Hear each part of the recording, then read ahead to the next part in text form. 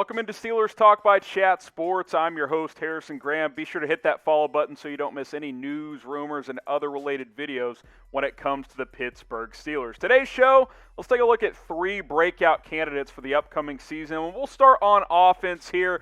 Wide receiver Chase Claypool entering year 2 with the Steelers. And hey, the guy flashed. We can't deny that. He did some really good things as a rookie. The next step really is finding that consistency, right? Had some big games, had some clunkers, which you would expect as a rookie. I think he's got major potential in this offense and in the NFL. He was already really solid last year. 62 catches, had 873 yards, 9 touchdowns. But keep in mind, he had 2 or 3 monster games a year ago, so he definitely had some games where he just disappeared in this offense. Now, maybe some of that was Big Ben not playing that well. I think a lot of it is due to him being a rookie. This offense has some different weapons. I think this year, a 1,000-yard season is definitely a possibility for Chase Claypool. And this could be a guy that is going to multiple Pro Bowls by the time his career ultimately wraps up. I like this kid a lot. I thought the value was great when they were able to draft him on day 2 last year. Next step, again, is finding that consistency. I think he breaks out in 2021.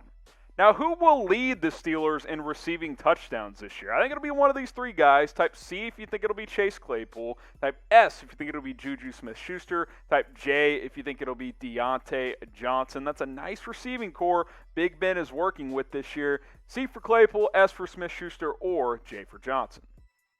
Let's go to defense now. Devin Bush, my number 2 breakout candidate, who was already great as a rookie in 2019, but I think you'd like to see him almost re-break out this year because last year he tore his ACL and only played in 5 games for the Steelers. I think he's primed for a monster year in year 3, and it's a big year for him to A, prove he can bounce back from the knee injury, and B, prove he can be a long-term viable, high-paid option at linebacker for Pittsburgh. You look back at that 2019 season, he was great. I mean, you could argue he broke out as a rookie, right? But again, coming off the ACL, it's a little bit concerning.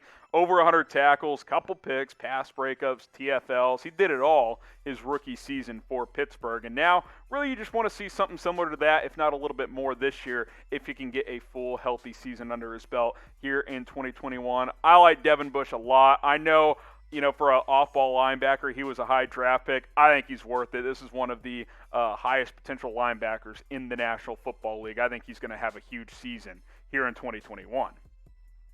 One more player, Terrell Edmunds, who Pittsburgh declined his 5th-year option. So he's entering year 4.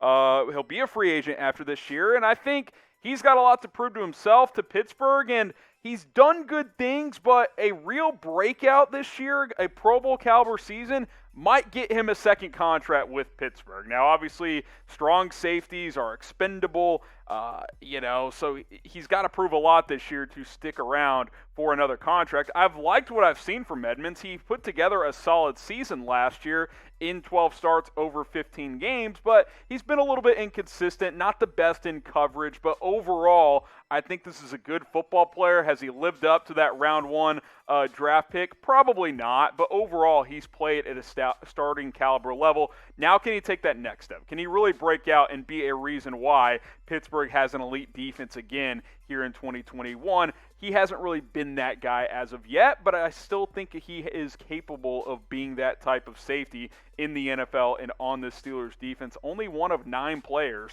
who did not get their 5th-year option picked up for 2022, so he's probably going to be playing with the chip on his shoulder this upcoming season. Name a player that will break out for Pittsburgh this year. I just gave you 3 candidates who I think make a whole lot of sense. Maybe you think it's someone else. Maybe you agree with one of my guys. Either way, let us know in the comments, and we'll see you next time.